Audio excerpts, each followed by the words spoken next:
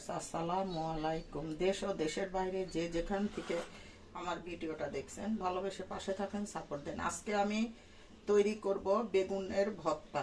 বেগুনের ভর্তা জানি না কে কেমন করেন, আমি অন্য সিস্টেমে করি। এখানে আমার টমেটো সিদ্ধ ভেজে নিয়েছি ছোট ছোট করে, আর হচ্ছে বেগুনটাও আমি ভেজে নিয়েছি, সাথে দিয়েছি শুকনা মরিচ আর ধনেপাতা। এটা ভাজার টাইমে আমি লবণ আর সরিষার তেল দিয়ে এটা ভেজে নিয়েছি।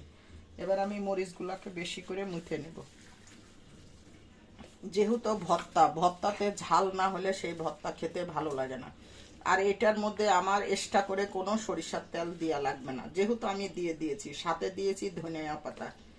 ধনিয়া পাতা না দিলে এটা টেস্ট হবে না ভিউয়ার্স। যেহেতু এখন শীতকালীনে এই ধনিয়া পাতাটা দিয়ে ভর্তা বা যে কোনো তরকারি বা কোনো কিছু খাবেন, খেতে অনেক টেস্টি ইয়ামি লাগে। এইভাবে করে আপনারা বাড়িতে ভর্তাটা করে নেবেন। আগে ভালো করে পেঁয়াজ আর মরিচটা ভালো করে ধনিয়া পাতাটা মুছে নেবেন। আর পেঁয়াজ একটু বেশি দিবেন ভর্তাতে। একটু পেঁয়াজ শুকনা মরিচ একটু ঝাল ঝাল না হলে সেই ভর্তা খেতে ভালো লাগবে না।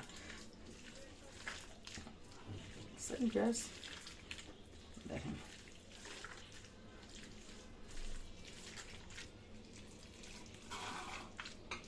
দেশ ও দেশের বাইরে যে যেখান থেকে আমার ভিডিওগুলো দেখেন, ভালোবেসে পাশে থাকেন, সাপোর্ট দেন। আর এই যে বেগুনের যে আপনার এই খোসাগুলো, এগুলো আমি এখন আস্তে আস্তে করে হটাই নিব।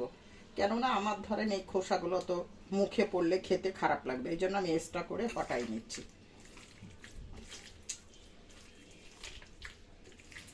1 মিনিট হলে গুলো। 2 মিনিটের। আচ্ছা, যদি ভালো লেগে থাকে রেসিপিটা অবশ্যই বাসাতে তৈরি করে খেয়ে দেখবেন। আর হচ্ছে বেশি বেশি সাপোর্ট দিবেন, লাইক কমেন্ট শেয়ার করে দেবেন। আল্লাহ হাফেজ।